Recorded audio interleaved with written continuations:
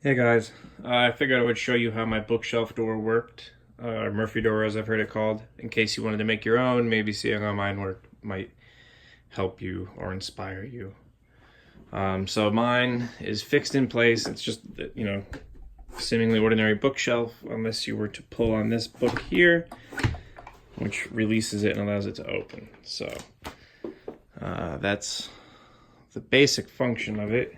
It operates by using a gate latch on this side, which when you pull the door, I don't know if you can see this, but there's a string that goes through. It's attached to a block of wood that I've screwed inside of this book. On the underside, I put a hinge there so that the book rocks back and forth nice and easy.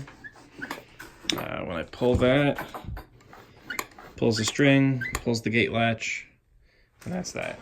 I attach the spring here to keep tension on the lock so that it always closes when I close the bookshelf. This block of wood also acts as a handle so that when you're on the inside, you can pull it shut.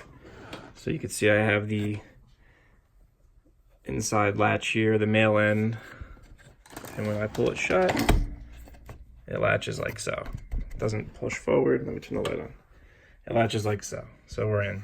Obviously to get out, you just push and you're free. So that's how that works. Focus. So I put these cabinet hinges on the inside, and that is what holds the door in place and allows it to open and close with the hinges on the interior.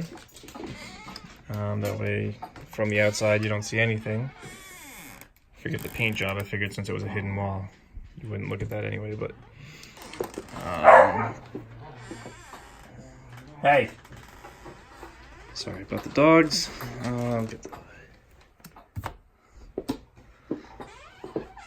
Okay, one more time. When it's pushed shut like that, doesn't move. Anybody walking quickly past it would never suspect a thing. Again, pull the book, and you're in. One thing I will say is when you're mounting the door, put a few pieces of cardboard down on the ground or lay it on top of. That way when you're done mounting it, you just pull the cardboard out from underneath it. It leaves a nice little gap underneath.